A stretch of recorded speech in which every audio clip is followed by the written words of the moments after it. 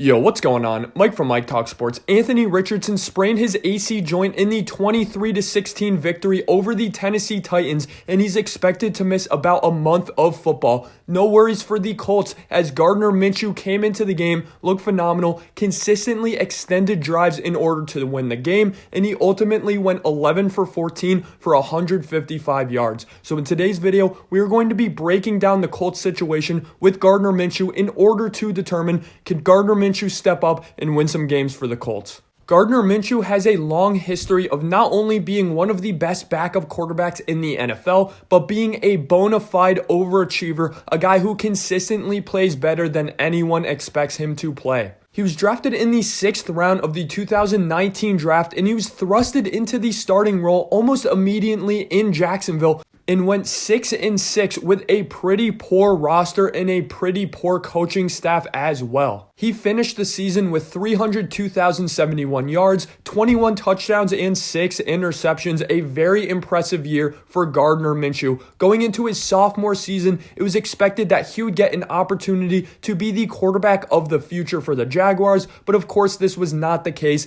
This was the Jaguars' tank for Trevor Lawrence year, and he ended up going 1 for 7 this year, and he ended up getting pulled later on the season in order to complete the tank. He ended up going to Philadelphia for the next 2 seasons, and he went 1-3 with a 62.5 completion percentage, 1,102 yards, 7 touchdowns to 4 interceptions, and of course he spent the 2022 season under Shane Steichen, the current head coach of the Colts, and to me it's always a great sign when a coach goes from one organization to another and brings his quarterback along with him. Now, for the Colts, he is currently 3-0 in games where he appeared in, and of course, he looked very good in this Titans game, consistently extending drives and making plays. Breaking down Gardner Minshew in his play, he really does have enough arm talent to make almost every single throw out there. Is it Anthony Richardson? Absolutely not. And is he better than Anthony Richardson? No. Anthony Richardson has looked very good and promising. Not only athletically is he absolutely special and he has incredible arm talent, but in terms of processing the game absolutely does not look too fast for Anthony Richardson. In fact, the game looks slowed down for him as if he's a 5 to 10 year veteran.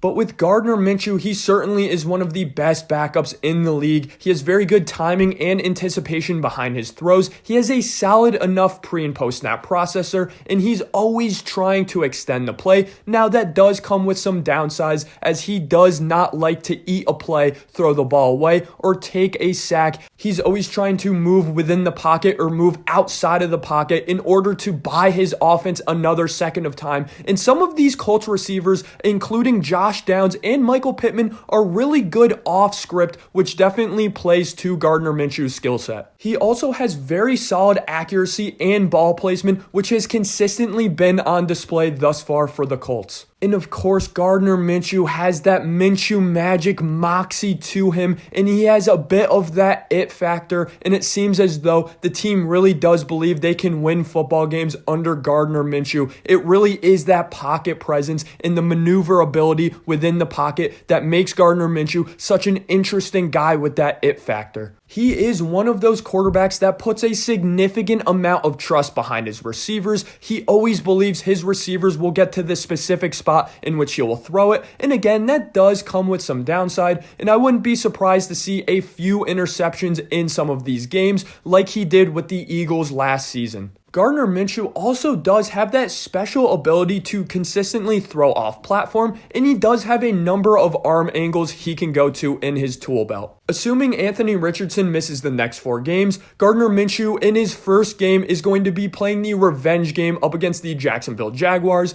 Then he takes on the Browns, the Saints, then the Panthers. Things really are starting to pick up for this Colts offense. The wide receiver room is completely healthy, and the running back room has Zach Moss, a guy I personally was wrong about. I thought Zach Moss brought a really nice floor to this Colts team, but he also has a higher ceiling than I and many people anticipated. And of course, Jonathan Taylor, their superstar running back, is going to start getting back into things. Ultimately, I do think they play the Jaguars very close, but Trevor Lawrence really is firing on all cylinders. His statistical output does not match how the film perceives Trevor Lawrence at the moment. It seems as though Calvin Ridley and company are just continuing to build chemistry and trust with Trevor Lawrence. And as this continues, I do think the Jaguars are an absolute juggernaut in the AFC, and I expect them to make a solid playoff run. So I do think the Jaguars win that game. Now, Colts versus Browns and Colts versus Saints is very interesting. I think they go 1-1 in these two games. They certainly can beat the Browns, but I do think the Browns' ferocious front seven is going to be a little bit too much for Gardner Minshew and company. Whereas for the Saints, I just don't trust the Saints offense against an underrated Colts defense,